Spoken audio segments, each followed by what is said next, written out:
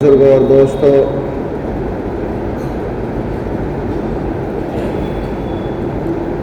دس محرم الحرام کا جو دن تھا وہ گزر گیا، اور اس میں اللہ رب العزت نے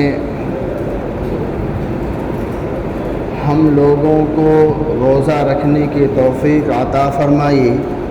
یہ اللہ رب العزت کا کرم ہے، اس کا احسان ہے۔ اور جن جن لوگوں نے روزہ رکھا، اللہ تعالیٰ سے دعا کریں کہ اللہ تعالیٰ ان تمام کے روزوں کو قبول فرمائے۔ اور جیسا کہ نبی کریم صلی اللہ علیہ وسلم کا ارشاد ہے کہ آپ صلی اللہ علیہ وسلم نے فرمایا کہ جو شخص بھی 10 محرم الحرام کے روزے رکھے گا، اللہ رب العزت کی ذات سے قوی امید ہے کہ اللہ تعالیٰ ان کے اگلے پچھلے 1 سال کے گناہوں کو معاف فرما دیں گے۔ اور اللہ رب العزت کی ذات سے ہمیں قوی امید ہے کہ اللہ کے نبی صلی اللہ علیہ وسلم کی جو بشارت ہے، اس بشارت کی بنا پر اللہ رب العزت کی ذات سے قوی امید ہے، بلکہ یقین ہے کہ ہم میں سے جتنے لوگوں کو بھی روزہ رکھنے کی توفیق عطا ہوئی، اللہ نے ان کے اگلے اور پچھلے 1 سال کے گناہوں کو معاف کر دیا ہوگا۔ بہرحال میں نے 2 ہفتے اسی عنوان پر بات کی۔ میں نے عرض کیا تھا کہ اللہ رب العزت کہ یہاں 4 مہینوں کو سب سے زیادہ فضیلت حاصل ہے، اور ان 4 مہینوں میں سب سے زیادہ فضیلت والا جو مہینہ ہے، رمضان المبارک کے بعد اگر کسی مہینے میں سب سے زیادہ روزے کی فضیلت ہے تو وہ مہینہ محرم الحرام کا ہے۔ جس طرح سے فرض نماز کے بعد نوافل نماز کی اہمیت سب سے زیادہ قیام لیل کو ہے کہ رات میں جو شخص نوافل نماز پڑھے گا اس نوافل کی اہمیت سب سے زیادہ ہے، اسی طرح 12 مہینوں میں سب سے زیادہ نوافل روزے کی اہمیت محرم الحرام میں۔ 4 مہینے کو اللہ رب العزت نے فضیلت بخشی ہے۔ یوں تو سارے مہینے اللہ رب العزت کے بنائے ہوئے ہیں، لیکن ان 4 مہینوں کو الگ سے فضیلت عطا فرمائی۔ قرآن میں فرمایا اربعۃ حرم، 4 مہینے جو ہیں یہ حرمت والے مہینے ہیں، فضیلت والے مہینے ہیں، برکت والا مہینہ ہے۔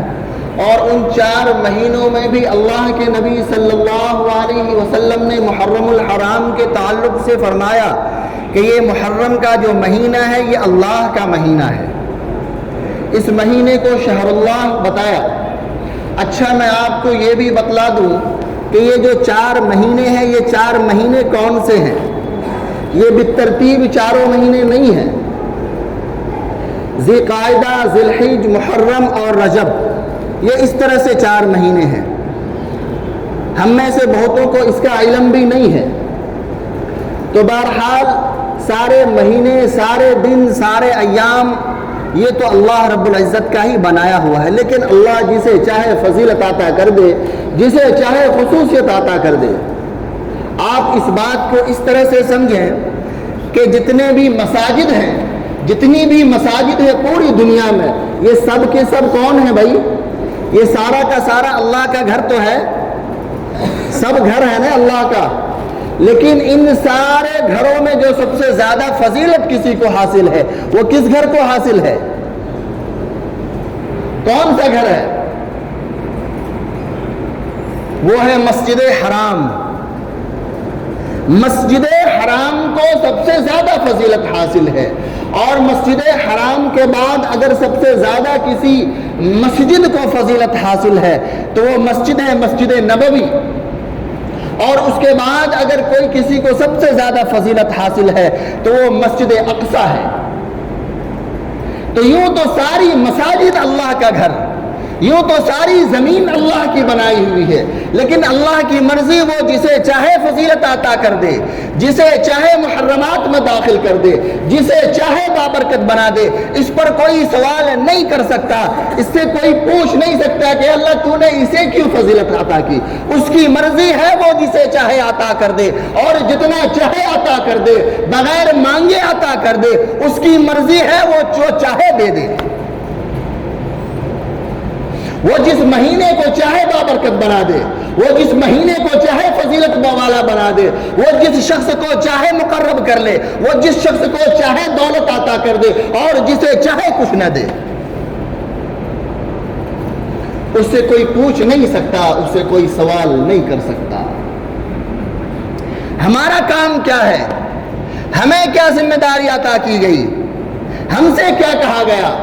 ہمارا کام یہ ہے کہ ہمیں جو حکم دیا گیا ہے ہم اس حکم کی تابعداری کریں، ہم اس حکم کی فرما برداری کریں، ہم اس سے روگردانی کرنے والے نہ بنیں۔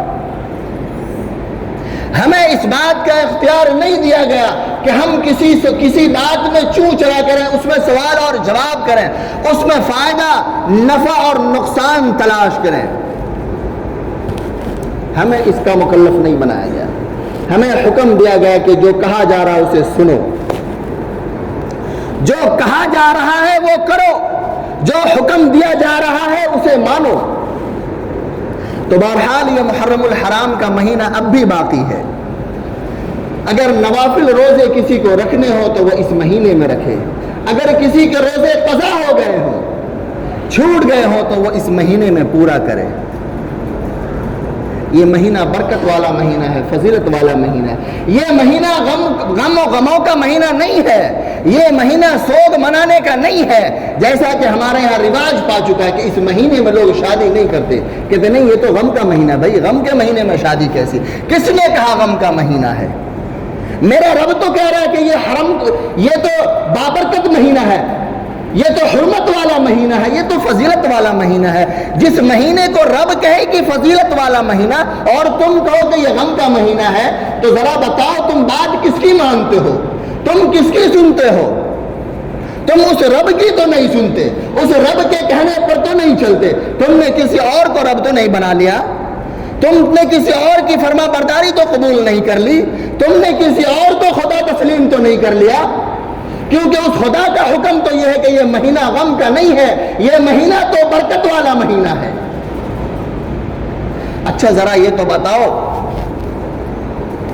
میں یہ دیکھتا ہوں کہ ہماری جو بات ہے، ہمارا جو قول ہے، ہمارے سماج کا جو قول ہے اور جو فعل ہے، اس میں تضاد نظر آتا کہ ہماری سوسائٹی میں یہ بات مشہور ہے کہ یہ مہینہ غم کا مہینہ ہے۔ اچھا بات ہے غم کا، مناتے غم ہے، لیکن کام خوشیوں والے کرتے، یہ کیا بات ہوگی؟ ہم کہتے کہ نہیں ہم تو غم حسین مناتے ہیں، ہم غم حسین میں کالا کپڑا پہنے ہوئے ہیں، ہم غم حسین میں کی وجہ سے ہم شادی بیاہ اس مہینے میں نہیں کرتے، ہم نے بہت سے اچھے کھانوں کو ہم نے تیاگ دیا کہ نہیں چونکہ یہ تو غم کا مہینہ، اچھا کھانا کیوں کھائیں گے؟